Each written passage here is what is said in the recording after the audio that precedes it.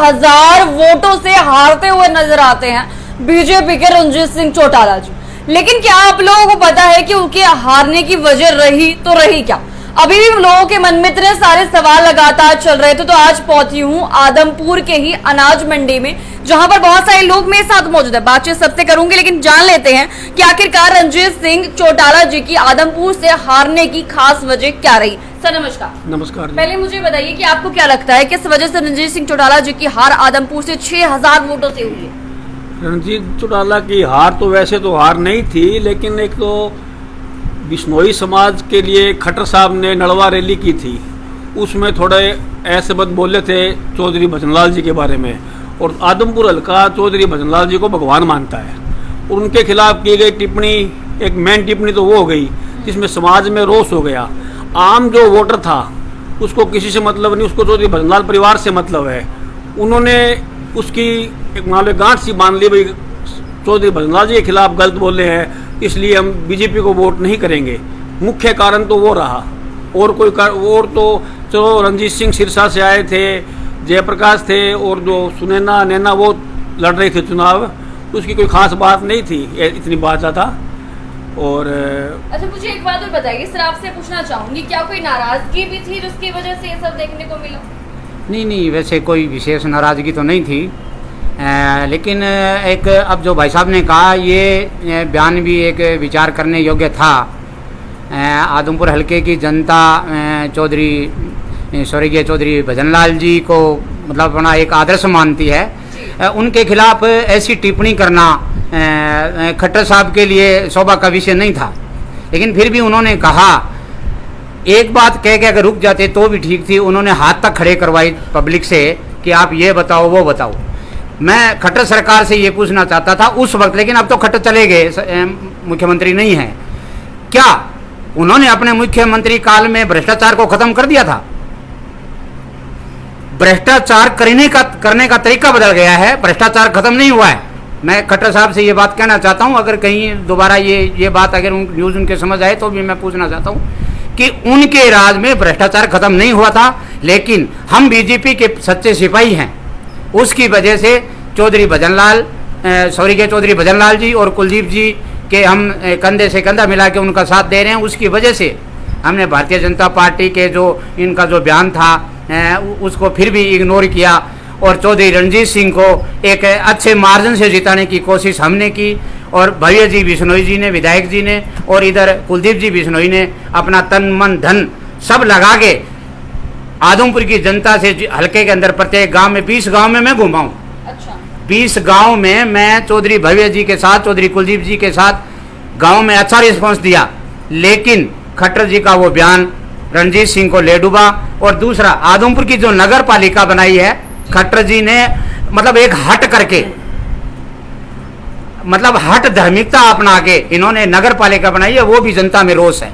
आप क्या कहना चाहते हैं? आपने जो समर्थन दिया वो कुलदीप बिश्नोई जी और भव्य बिश्नोई जी की वजह से? बिल्कुल, इनका तन मन और धन से इन्होंने कहा कि भारतीय जनता पार्टी को हमें अच्छे मार्जिन से जिताना है। हमने भरपूर कोशिश की, लेकिन लोगों का रोष, क्योंकि प्रत्येक आदमी का तो हम कुछ कह नहीं सकते, अलग अलग रुझान है। और दूसरी बात, कुलदीप जी बिश्नोई को प्रत्याशी न बनाना, इस हलके के अंदर कुलदीप जी बिश्नोई को प्रत्याशी न बनाना भी एक इसका कारण रहा है। लेकिन हम तो पार्टी से जुड़े हैं, तन मन धन से कोई दिक्कत नहीं है, लेकिन लोगों के अंदर रुझान था कि चौधरी परिवार तो इस बार चुनाव लड़ ही नहीं रहा है, इस चुनाव में ये कर देंगे वो कर देंगे, ऐसी बातें हमने सुनी थी गाँव में, वो भी एक समस्या थी। लेकिन जो विधानसभा का चुनाव आगे होगा उसमें लोग कह रहे हैं कि हम तन मन धन से कुलदीप जी के साथ हैं। अच्छा मुझे एक बात बताइए, विधानसभा में क्या कुछ रहने वाला है, क्या लगता है? विधानसभा में यहाँ ये जो आदमपुर है, जो चौधरी भजनलाल परिवार का गढ़ है और गड्डी रहेगा, और चौधरी भजनलाल परिवार ही विजयी होगा। अभी विधायक जो है भव्य बिश्नोई जी है, अभी तक किस तरह के काम जो उन्होंने यहाँ पर करवा दिए, और वो भी आम जनता उस चीज को लेकर खुश है? जी बिल्कुल, भव्य बिश्नोई ने यहाँ पे अनेकों काम किए हैं, अनेकों विकास कार्य चल रहे हैं, चाहे वो सीवरेज लाइन हो, चाहे खाड़ों के काम हो, चाहे सड़कें के काम हो। और इसके अलावा भव्य बिश्नोई ने आदमपुर में 700 करोड़ रुपए की ग्रांट जारी कर रखी है, और अब भी मौके में उनके काम चल रहे हैं। और इसमें अब जो अब आचार संहिता हटी है, इसमें महीने 2 महीने में और इस विकास कार्य में तेजी लाने का काम करेंगे भव्य जी। तो क्या लगता है भव्य बिश्नोई जी को मंत्री बनाने का काम होना चाहिए यहाँ पर? जी बिल्कुल होना चाहिए था। ये जो अब इतना टाइम लेट किया है और उसका ये परिणाम उनको नुकसान हुआ है बीजेपी को, और अब भी कुछ देर नहीं हुई भव्य बिश्नोई को अब मंत्री बनाना चाहिए।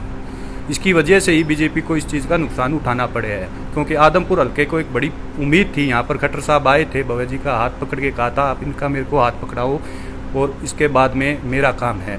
तो भव्य जी ने तो यहाँ आदमपुर की जनता ने उन्हें अच्छे वोटों से जिताया, सब कुछ आदमपुर में कमल खिलाने का काम किया, लेकिन खट्टर साहब अपनी बातों पर खरा नहीं उतरे। खट्टर जी की छवि आप अपने नजरिए से किस तरीके से देखते हैं? किस तरह के शब्द उन्होंने क्यों कहे होंगे? क्या उन्हें नहीं पता कि आदमपुर में उन्होंने जिनके बारे में कहा वो कहीं ना कहीं आम जनता उसके खिलाफ खड़ी हो सकती है? जी बिल्कुल, जो खट्टर साहब ने बयान दिए थे उसमें हर आम लोगों में चौधरी भजनलाल की जो समर्थक है उनमें बड़ी नाराजगी थी एक। और यहाँ पे जो इलेक्शन है वो चौधरी भजनलाल और एंटी भजनलाल होता है, और ये हमेशा ही चौधरी भजनलाल का गढ़ रहा है जी। और इसमें कोई दो राय नहीं है, चौधरी भजनलाल के जो उन्होंने बयान दिए थे उसमें लोगों के प्रति रोष था।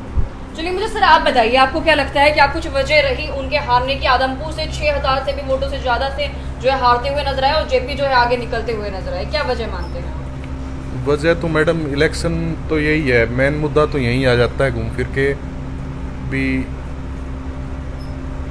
आदमपुर है 90 सीटों में से एक सीट यही जो है गढ़ कहलाती है, और गढ़ के मुखिया को अगर कोई अपशब्द बोलेगा, उनकी टिप्पणी करेगा, और माननीय 12 साल चौधरी साहब सीएम रहे, उनका तो मनोहर लाल जी से 2 साल का टर्म भी फालतू है, 2.5 साल का, तो उन्होंने इज्जत से पेश आना चाहिए था। और यहाँ पार्टी नहीं चलती, यहाँ चौधरी भजनलाल का नाम चलता है, उसके आधार पे लोग वोटिंग करते हैं। अगर किसी परिवार के सदस्यों को, आप गणमान्य सदस्यों को आप गलत शब्द बोलोगे तो उसका फिर देखो लोगों के टीस हो जाती है मन में भी अपने बुजुर्ग के लिए। और चौधरी साहब ने तो यहाँ मतलब उस टाइम शासन किया था तो यहाँ तो चंडीगढ़ बना रखा था आदमपुर को, तो कार्यकाल इतना था, कॉलेज रही, पॉलिटेक्निकल, बिजली का डेवलपमेंट सारा, वाटर वर्क्स, गाँव का अलग, शहर का अलग, मंडियाँ, मॉडल टाउन, मतलब इतना विकास किया उन्होंने भी, कोई कमी नहीं छोड़ी उस टाइम पे। हाल ही की बात कर रहे थे, क्या लगता है भव्य बिश्नोई को मंत्री बनाने की तैयारी जो है कर लेनी चाहिए? बिल्कुल करनी चाहिए जी।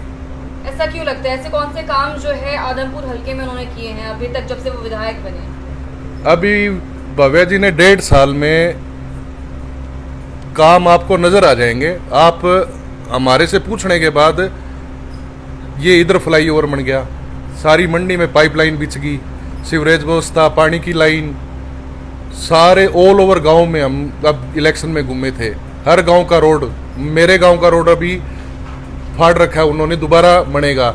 हर गांव को रिकनेक्ट किया है, सारे गांव के रोड नए बनवाए हैं। गांव में जमींदारों के लिए जो खाड़ा होता है पानी लगाने, उनका डेवलप किया है लोगों का। हर प्रकार का विकास भव्य जी ने यहाँ 1.5 साल में किया है, और 1.5 साल में कार्यकाल में उन्होंने जो 5 साल में करना चाहिए था उन्होंने 1.5 में कवर किया है। चलिए आपसे एक आखिरी सवाल है, विधानसभा के चुनाव अभी कुछ ही महीनों बाद शुरू हो जाएंगे, लेकिन उससे पहले तैयारी सबने कर ली है, क्या लगता है विधानसभा चुनाव में क्या कुछ अभी फिलहाल हाल ही में दिखने वाले हैं? फिलहाल तो यही है जी, यहाँ से तो भव्य जी हैं, वही रहेंगे, उनका गढ़ है। चलिए मेरे साथ जो है आदमपुर से अनाज मंडी का ये सफर आज करने पहुंची, जहां मौके पर बहुत सारे लोग मौजूद थे और सबका जो कहना था वो आप लोगों ने सुन लिया होगा। आखिरकार नाराजगी है तो है क्यों, या फिर ये कहा जाए कि अभी जो है हार हाथ लगी रणजीत सिंह चौटाला के, तो उसकी खास वजह क्या थी? चलिए इस साल लोकसभा क्षेत्र से हार लगी, लेकिन आदमपुर हल्के से हार लगने की वजह क्या थी वो जानने के लिए आज पहुंची थी आदमपुर के अनाज मंडी में, जहां पे लोगों ने जवाब जो है वो बड़ा स्टिक दिया। लेकिन आप क्या कुछ मानते हैं, आपकी राय भी जरूर रखिएगा। खैर वीडियो को शेयर करना ना भूलिए और बने मेरे साथ प्रतिभा टाइम्स नाउ के साथ।